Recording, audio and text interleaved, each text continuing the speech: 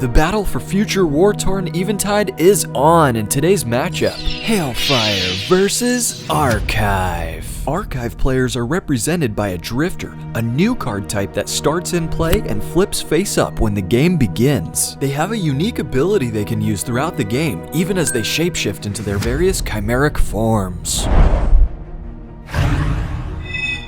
Lexi won the game of rock, paper, scissors and is going first. Skipping the draw phase on her first turn, she goes to her energy phase. Drifters can power themselves up with energy instead of playing separate piles. Rather than summoning creatures to fight for them, they alter their own DNA to transform. She begins by shapeshifting into Morgana, Chimeric Librarian, immediately transforming into Tla, Barricade of the Library. This triggers Morgana's DNA anagram ability, and once per turn, when she transforms into another creature, she may search her main deck or graveyard for an archive creature and add it to her hand. And just like normal creatures, there's no limit to how many archive creatures she can summon or shift into during her creature phase. Next, she transforms into Dreo, Untold Liberator, before turning into Odnu, Desert Mirage. Odnu's Enter Play ability activates, allowing her to draw an energy before ending her turn.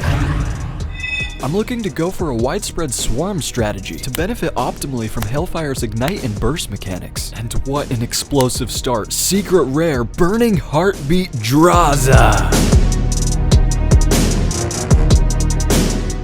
My opponent is the Archivist Maven, whose Drift ability targets Draza's energy to move. I respond by bursting my Ignited Draza.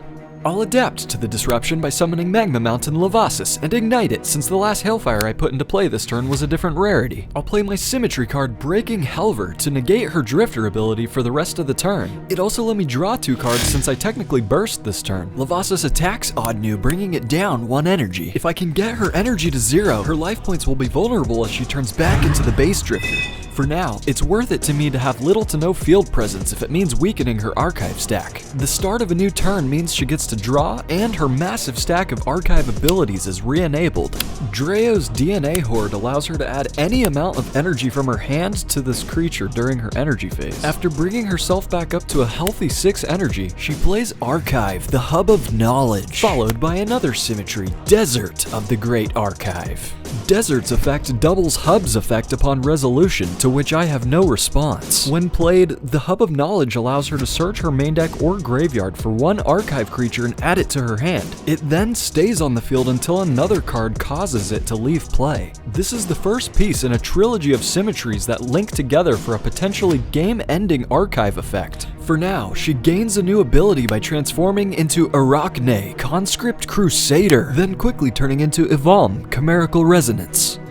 This activates Morgana's ability, which allows her to search her main deck for yet another archive creature to turn into. And remember, as a Drifter she gains all abilities within while stacked.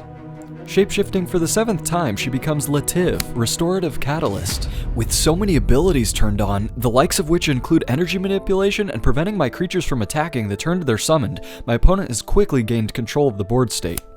Next, she plays Invoke, which simply allows her to generate a new pile of energy from her energy deck. This is a smart move, as she can potentially grow that energy pile and attach it to her archive creature later on. But it looks like she's gonna just go ahead and activate Ivalm to move that energy and power herself up. Now that it's her 2nd turn, she can actually attack, and she does so, hitting my life points directly for 7 damage, and Odnu's ability activates on attack, allowing her to draw an energy. After her attack, I play Crossfire Formula. It ignites itself and allows me to summon a Hailfire from my hand or graveyard on an existing blank pile on my field. I of course opt for my graveyard and summon an Ignite Draza. The ignition triggers Crossfire again, and I summon an Ignite Levasis.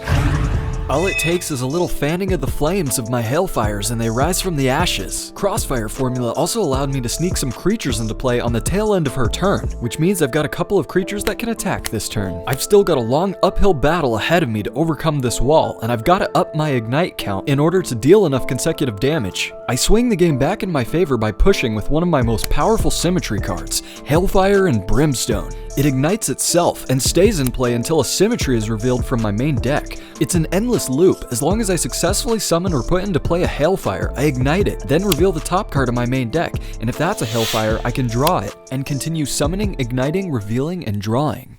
Eventually, I do hit a symmetry, but this one happens to be Atlas Ablaze. This symmetry is considered a creature when revealed, so I can add it to my hand without breaking my combo. My opponent activates her drift ability to move the energy off of my Draza, sending it to the graveyard, and using the energy to start a new pile. With 4 ignited cards in play, my damage can definitely go higher if I attack. My damage will go plus however many ignited cards I have in play, but the catch is that I must destroy one of my ignited cards when bursting. In this case, I'll burst with my first Magma Mountain Lavasis, destroying my ignited Flashfire for the cost. Lavasis attacks Lativ, dealing a total of 4 damage because it bursts this turn. 1 for its energy and 3 for the ignited cards in play. I consider attacking with my other Lavasis because I can, but I decide not to because it wouldn't be enough, so end of turn. At this point, I'm also glad I didn't overextend my resources and attack with everything I've got, because it left me with some defense. Preparing for your opponent's plays and having enough responses in hand can also be the name of the game. It starts with deck building, but the battlefield is where you can really gauge its performance. After drawing for the turn, my opponent attaches 3 energy to her drifter, and then starts a new pile of 1. She plays Glimpse of the Sanctuary, which allows each of us to add 1 energy to a blank pile, and she gets to draw a card from the main deck. She plays a second Glimpse, letting each of us go +1 to a blank, and she draws another card. The fact that these decks are sheer polar opposites in their playstyles is frankly nerve-wracking seeing her build up so much energy. The energy gain isn't nearly as useful to me as it is to her, because she has the control and energy manipulation to back it up. Activating Avam's ability, she moves her blank pile of 3 and attaches it to her drifter, bringing this monstrosity to a whopping 9 energy. Moving from a mid to a late game tempo, she plays the Great Archive. It links to the first piece of the library and allows her to search her main deck for an archive creature, add it to the hand. Summoning the card she searched, she transforms into Iruk, Archive's Aegis. Morgana triggers, allowing her to thin her deck even further, pulling out what I can only assume is her final archive creature. And sure enough, she does it, shapeshifting into her ultimate form, Ofni, the Archive alive!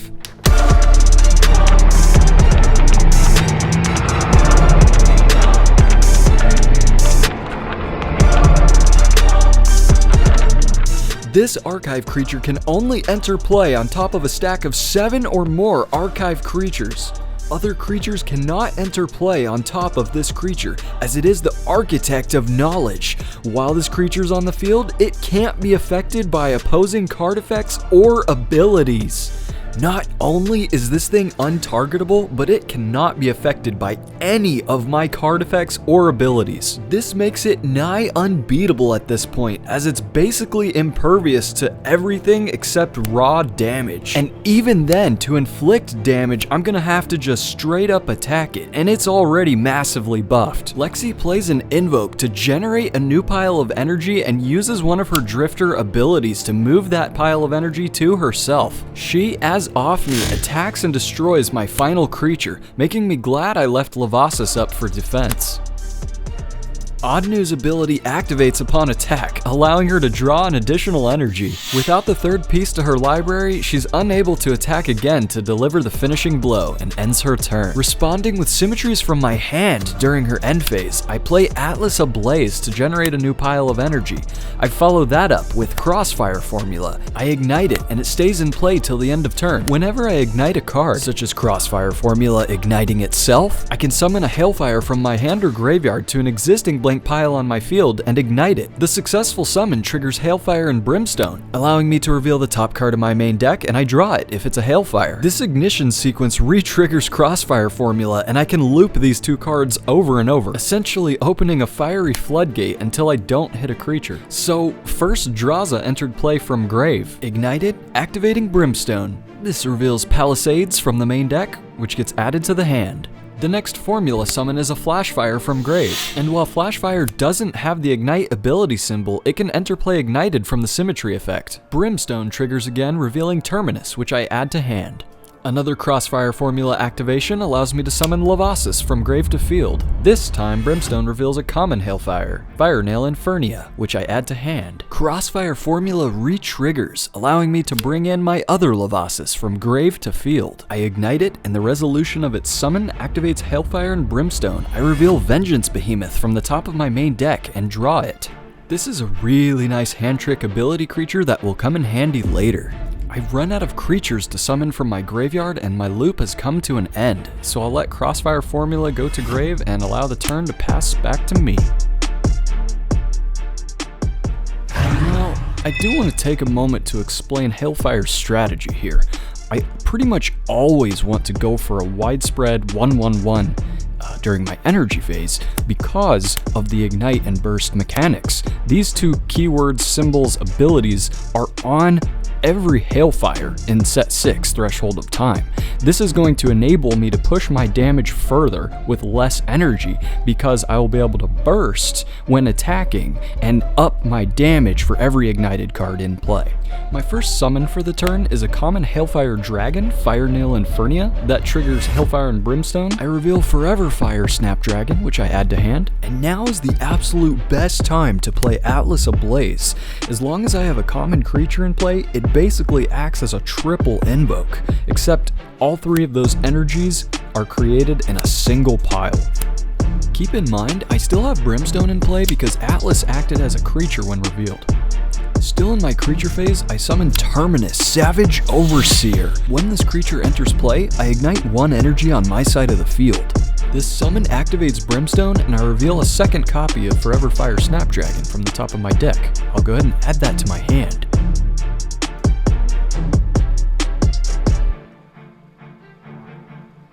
Considering what to play next, I'll summon Flashfire, Nebulous Haze from my hand to field, and remember, I can ignite it despite it not having the ignite ability because Brimstone enables me to do so. Flashfire's ability will allow me to generate a new pile of 1 energy, and its summon triggers Hailfire and Brimstone. I reveal a second Draza from the top of my main deck and gladly add that to my hand.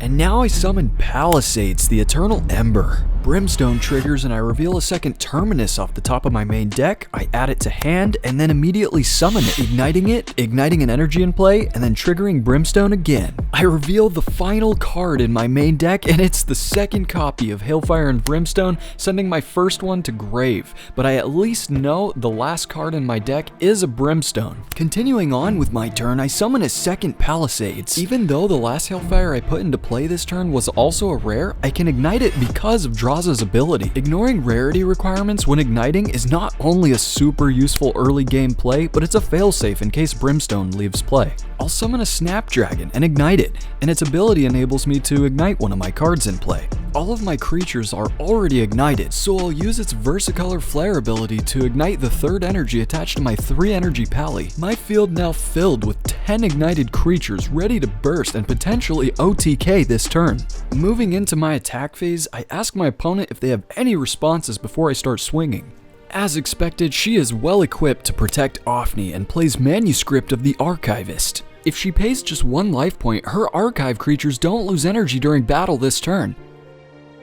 Fortunately, I do have a response of my own and activate Vengeance Behemoth's ability from my hand. Its Runes of Light ability states if I burst this turn, I may discard this card from hand to destroy one symmetry in play. I choose to burst with Draza, and I can burst for free once per turn with Palisades ability. After destroying her manuscript, she responds by activating her Archivist Maven's Drift ability. She targets the energy attached to my weaker Palisades and moves it to start a new pile. A very smart move so that I can't burst for free a second time this turn.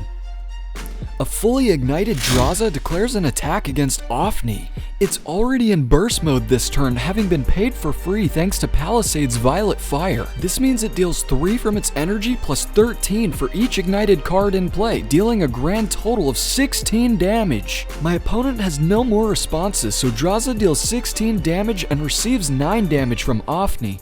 When an archive creature loses all of its energy and is destroyed, all of the other archive creatures within the stack are destroyed along with it and follow it to the graveyard. The base Drifter remains in play, open to direct life point damage. I attempt to attack directly for game, but my opponent activates a creature ability from her graveyard in response. An amazing turnaround play with Lativ's Vital DNA ability. Unfortunately for her, I counter it with my Breaking Hellfire Symmetry. Lativ is a drifter, so I can target it and negate its ability for the rest of the turn. Plus, I get to draw 2 cards since I burst this turn.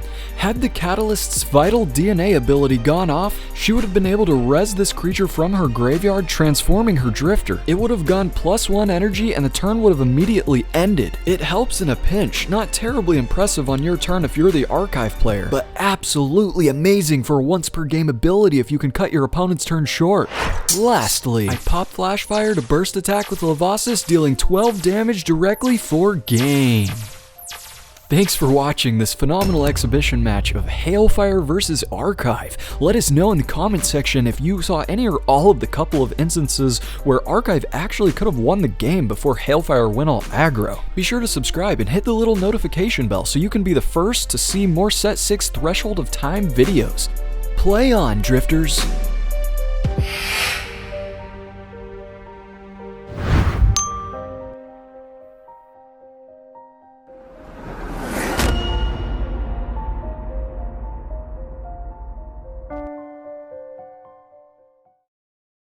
Existence Games!